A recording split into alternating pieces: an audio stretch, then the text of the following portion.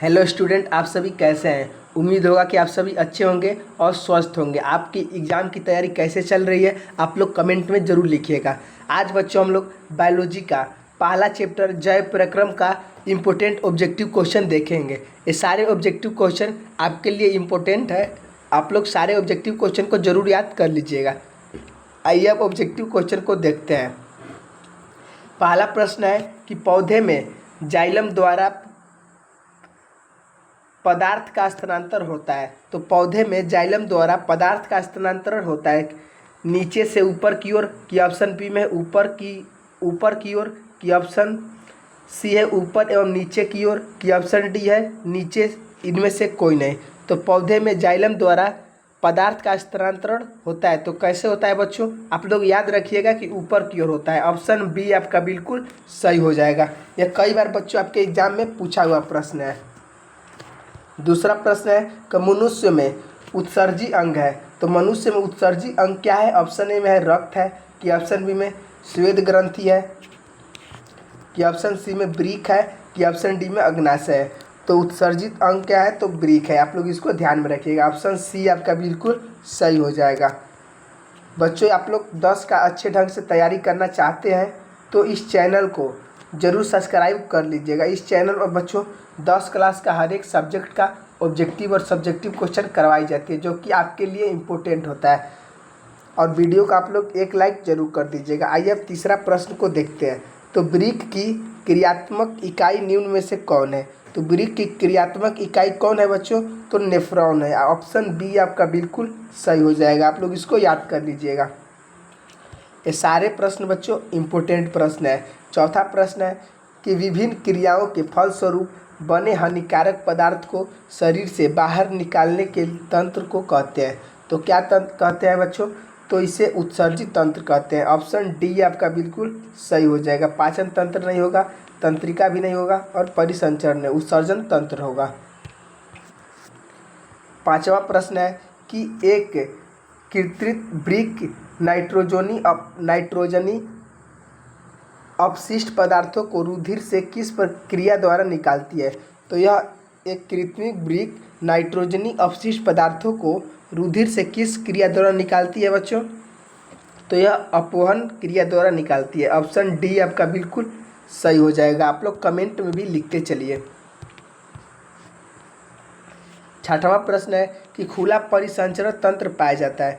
तो खुला परिसंचरण तंत्र किसमें पाया जाता है, ये भी आप लोग कमेंट में लिखिए। तो कॉकरोच में बच्चों खुला परिसंचरण तंत्र पाया जाता है। ऑप्शन सी आपका बिल्कुल सही हो जाएगा। सातवां प्रश्न है कि हरित लवक क्या होते हैं। तो हरित लवक किसमें होते हैं बच्चों हरित लवक किसमें पाए जाते हैं, तो खम्भोथक कोशिकाएं में पाए जाते हैं। आप लोग इसको याद कर लीजिएगा। ऑप्शन ए आपका बिल्कुल सही हो जाएगा।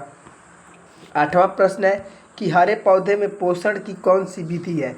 तो हरे पौधे में पोषण की कौन सी विधि है, तो स्वपोषी है। ऑप्शन ए आपका बिल्कुल सही हो जाएगा। आप लोग इसको याद कर लीजिएगा। ये कई बार आपके एग्जाम में पूछा हुआ प्रश्न है कि हरे पौधे में पोषण की कौन सी विधि है, तो स्वपोषी है। ऑप्शन डी आपका बिल्कुल सही हो जाएगा। नौवां प्रश्न है कि प्रकाश संश्लेषण के लिए निम्न में कौन से कच्चे पदार्थ की आवश्यकता नहीं है।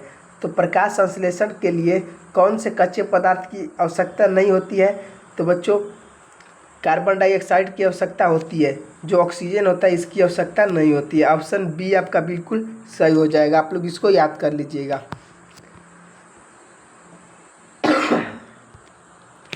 10वां प्रश्न है कि कुटपाद किसमें पाया जाता है। तो कुटपाद किसमें पाया जाता है। ऑप्शन ए में कह रहे हैं पैरामीशियम, की ऑप्शन बी में यूग्लिना, की ऑप्शन सी में अमीबा, की ऑप्शन डी में कोई नहीं। तो कुटपाद किसमें पाया जाता है, आप लोग कमेंट में लिखिएगा। तो अमीबा में पाया जाता है। ऑप्शन सी आपका बिल्कुल सही हो जाएगा। 11वां प्रश्न है कि प्रकाश संश्लेषण होता है। तो प्रकाश संश्लेषण किस में होता है, कब होता है बच्चों। ऑप्शन ए में क्या रात में कि दिन में। तो प्रकाश संश्लेषण कब होता है बच्चों, तो यह दिन में होता है। आप लोग इसको याद कर लीजिएगा। ऑप्शन बी आपका बिल्कुल सही हो जाएगा। 12वां प्रश्न है कि क्लोरोफिल वर्णक का रंग कैसा होता है। तो क्लोरोफिल वर्णक का रंग कैसा होता है, तो हरा होता है। आप लोग ध्यान में रखिएगा कि क्लोरोफिल वर्णक का रंग कैसा होता है, तो हरा। ऑप्शन ए आपका बिल्कुल सही हो जाएगा। ये VVI प्रश्न है बच्चों। 13वां प्रश्न है कि रक्त में आयरन की कमी से होने वाला रोग कौन सा है। तो रक्त में आयरन की कमी से होने वाला रोग कौन सा है, तो आइए देखते हैं। तो कौन सा है बच्चों, तो एनीमिया है। आप लोग ध्यान में रखिएगा, ऑप्शन सी आपका बिल्कुल सही हो जाएगा। 14वां प्रश्न है कि कवक में पोषण की कौन सी विधि है। तो कवक में पोषण की कौन सी विधि होती है, तो मृतजीवी होती है। ऑप्शन बी आपका बिल्कुल सही हो जाएगा। ये सारे प्रश्न आपको याद कर लेना है। 15वां प्रश्न है कि ऑक्जीन है। तो ऑक्जीन क्या है बच्चों, तो ऑक्जीन एक हार्मोन है। ऑप्शन सी आपका बिल्कुल सही हो जाएगा। 16वां प्रश्न है कि स्वपोषी पोषण के लिए क्या आवश्यक है। तो स्वपोषी पोषण के लिए क्या आवश्यक है, तो क्लोरोफिल भी आवश्यक है, सूर्य का प्रकाश भी आवश्यक है, जल भी आवश्यक है। यानी बच्चों यह तीनों आवश्यक है। तो ऑप्शन डी हो जाएगा इनमें से सभी। ऑप्शन डी आपका बिल्कुल सही हो जाएगा। 17वां प्रश्न है कि प्रकाश संश्लेषण की क्रिया में ऑक्सीजन बाहर निकलता है। तो प्रकाश संश्लेषण की क्रिया में ऑक्सीजन बाहर निकलता है, तो किससे निकलता है बच्चों, तो यह जल से निकलता है। ऑप्शन ए आपका बिल्कुल सही हो जाएगा। 18वां प्रश्न है कि मैग्नीशियम पाया जाता है। ये भी इम्पोर्टेंट प्रश्न है कि मैग्नीशियम किस में पाया जाता है, तो क्लोरोफिल में पाया जाता है। ऑप्शन ए आपका बिल्कुल सही हो जाएगा कि मैग्नीशियम पाया जाता है तो किस में, तो क्लोरोफिल में। 19वां प्रश्न है कि शरीर की सबसे छोटी रक्तवाहिनी क्या है। तो शरीर की सबसे छोटी रक्तवाहिनी क्या है, तो वेना केव है। आप लोग इसको ध्यान में रखना होगा कि शरीर की सबसे छोटी रक्तवाहिनी क्या है, तो वेना केव। ऑप्शन डी आपका बिल्कुल सही हो जाएगा। 20वां प्रश्न है कि पौधे में रसारोहण होता है। तो पौधे में रसारोहण कैसे होता है, आप लोग ध्यान में रखिएगा। तो कैसे होता है बच्चों, तो यह फ्लोएम से होता है। ऑप्शन डी आपका बिल्कुल सही हो जाएगा। 21वां प्रश्न है कि शैविक का स्त्राव होता है। तो शैविक का स्त्राव किससे होता है, ऑप्शन ए में लार ग्रंथि से, कि ऑप्शन बी में छोटी आंत के द्वारा, कि ऑप्शन सी में अग्नाशय के द्वारा, कि ऑप्शन डी में यकृत के द्वारा। तो कैसे होती है, तो छोटी आंत के द्वारा होती है। ऑप्शन बी आपका बिल्कुल सही हो जाएगा। 22वां प्रश्न है कि प्रकाश संश्लेषण की क्रिया का एक उपोत्पादक है। तो प्रकाश संश्लेषण की प्रक्रिया का उपोत्पादक क्या है, तो ग्लूकोज है। ऑप्शन सी आपका बिल्कुल सही हो जाएगा। 23वां है कि मानव हृदय में पाए जाते हैं। तो मानव हृदय में कितने वेशम पाए जाते हैं, तो 4 वेशम पाए जाते हैं। ऑप्शन बी आपका बिल्कुल सही हो जाएगा। आप लोग सारे प्रश्न को याद कर लीजिएगा और वीडियो को एक लाइक कर दीजिएगा। 24वां प्रश्न है कि पादप में फ्लोएम संवाहक होता है। तो पादप में फ्लोएम संवाहक होता है, किसके लिए होता है, तो यह भोजन के लिए होता है। ऑप्शन ए आपका बिल्कुल सही हो जाएगा। 25वां प्रश्न है कि रक्षी कोशिकाएं कहाँ पाई जाती है। तो रक्षी कोशिकाएं कहाँ पाई जाती है, तो पत्तियों में पाई जाती है। ऑप्शन बी आपका बिल्कुल सही हो जाएगा कि रक्षी कोशिकाएं कहाँ पाई जाती है, तो पत्तियों में। 26वां प्रश्न है कि पत्तियों में गैसों का आदान प्रदान कहाँ होता है। तो पत्तियों में गैसों का आदान प्रदान कहाँ होता है, तो आप लोग ध्यान में रखिएगा, रंध्रों से होता है। ऑप्शन बी आपका बिल्कुल सही हो जाएगा। 27वां प्रश्न है कि स्लाइड को सर्वप्रथम कंपाउंड माइक्रोस्कोप से देखा जाता है। तो स्लाइड को सर्वप्रथम कंपाउंड माइक्रोस्कोप से कितने एक्स पर देखा जाता है, तो आप लोग इसको ध्यान में रखिएगा कि 10x पर देखा जाता है। ऑप्शन बी आपका बिल्कुल सही हो जाएगा। 28वां प्रश्न है कि रक्त का कौन से अवयव घायल स्थान से रक्त स्राव के मार्ग को रक्त का थक्का बनाकर अवरुद्ध करता है। तो कौन सा होता है बच्चों, तो यह लसिका होती है। ऑप्शन डी आपका बिल्कुल सही हो जाएगा। 29वां प्रश्न है कि हृदय से रक्त को संपूर्ण शरीर में पंप किया जाता है। तो हृदय से रक्त को संपूर्ण शरीर में किसके द्वारा पंप किया जाता है, तो नीलय के द्वारा पंप किया जाता है। ऑप्शन बी आपका बिल्कुल सही हो जाएगा। 30वां प्रश्न है कि पादप में जाइलम उत्तरदायी है। तो पादप में जाइलम किसके लिए उत्तरदायी है? तो आप लोग इसको ध्यान में रखिएगा कि जल के वाहन के लिए जो जाइलम होता है वह पादप में जल के वाहन के लिए उत्तरदायी होता है। ऑप्शन ए आपका बिल्कुल सही हो जाएगा। 31वां प्रश्न है कि निम्नलिखित में से किसे कोशिका का ऊर्जा मुद्रा के रूप में जाना जाता है? तो किसे कोशिका का ऊर्जा मुद्रा के रूप में जाना जाता है बच्चों? तो एटीपी को जाना जाता है। ऑप्शन बी आपका बिल्कुल सही हो जाएगा। 32वां प्रश्न है कि आहार नाल का सबसे लंबा भाग है।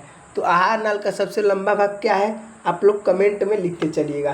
तो आहार नाल का सबसे लंबा भाग होता है बच्चों, वह छोटी आंत होती है। ऑप्शन बी आपका बिल्कुल सही हो जाएगा। 33वां प्रश्न है कि द्विविखंडन होता है। तो द्विविखंडन किस में होता है बच्चों? तो आप लोग ध्यान रखिएगा, अमीबा में क्या होता है? तो द्विविखंडन होता है। ऑप्शन ए आपका बिल्कुल सही हो जाएगा। 34वां प्रश्न है कि इथाइल अल्कोहल किस प्रकार के श्वसन में बनता है? तो इथाइल अल्कोहल किस प्रकार के श्वसन में बनता है? तो ध्यान में रखिएगा कि अवायवीय श्वसन में इथाइल अल्कोहल बनता है। ऑप्शन बी आपका बिल्कुल सही हो जाएगा।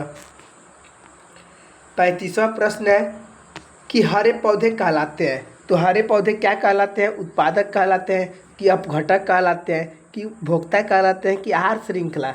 तो हरे पौधे क्या कहलाते हैं बच्चों? तो यह उत्पादक कहलाते हैं। ऑप्शन ए आपका बिल्कुल सही हो जाएगा। 36वां प्रश्न है कि मस्तिष्क उत्तरदायी है। तो मस्तिष्क किसके लिए उत्तरदायी है? सोचने के लिए कि ऑप्शन बी में हृदय संपादन के लिए कि ऑप्शन सी में शरीर के संतुलन बनाने के लिए? तो इसका सही हो जाएगा ऑप्शन डी, सभी के लिए उत्तरदायी है। ऑप्शन डी आपका बिल्कुल सही हो जाएगा। 37वां प्रश्न है कि पौधे में श्वसन क्रिया के अंतर्गत एडीपी के टूटने से कितनी ऊर्जा मुक्त होती है? तो पौधे में श्वसन क्रिया के अंतर्गत एडीपी के टूटने से कितनी ऊर्जा मुक्त होती है बच्चों? तो आप लोग ध्यान में रखिएगा कि 3.5 kg मोल ऊर्जा मुक्त होती है। ऑप्शन सी आपका बिल्कुल सही हो जाएगा। 38वां प्रश्न है कि प्राकृतिक में ऑक्सीजन का संतुलन कैसा बना रहता है? तो प्राकृतिक में ऑक्सीजन का संतुलन कैसे बना रहता है? तो यह प्रकाश संश्लेषण से बना रहता है। ऑप्शन बी आपका बिल्कुल सही हो जाएगा। 39वां प्रश्न है कि मानव हृदय में कितने कोष्ठ होते हैं? तो मानव हृदय में कितने कोष्ठ होते हैं? तो 4 कोष्ठ होते हैं। ऑप्शन डी आपका बिल्कुल सही हो जाएगा। आप लोग कमेंट में भी लिखते चलिएगा। 40वां प्रश्न है कि मानव हृदय का औसत प्रकुंचन दाब है लगभग, मानव हृदय का लगभग औसत प्रकुंचन दाब कितना है बच्चों? तो यह 120 mmHg है। ऑप्शन ए आपका बिल्कुल सही हो जाएगा। 41वां प्रश्न है बच्चों, जो कि आप लोग को कमेंट बॉक्स में लिखना है। 41वां प्रश्न कह रहा है कि यकृत से निम्नलिखित में से कौन सा रस निकलता है? आप लोग कमेंट में जरूर लिखिएगा। तो यकृत से निम्न में से कौन सा रस निकलता है? ऑप्शन ए में लार रस कि ऑप्शन बी में जठर रस कि ऑप्शन सी में पीत रस कि ऑप्शन डी में आंत्र रस? आप लोग कमेंट में इसको आंसर दीजिएगा। आज के लिए इतना ही रहने देते हैं। मिलते हैं अगले वीडियो में अगले चैप्टर का ऑब्जेक्टिव और सब्जेक्टिव क्वेश्चन को लेकर। आप लोग वीडियो को लाइक और चैनल को सब्सक्राइब जरूर कर दीजिएगा और मेरे व्हाट्सएप ग्रुप में ज़रूर ज्वाइन हो जाइएगा। धन्यवाद।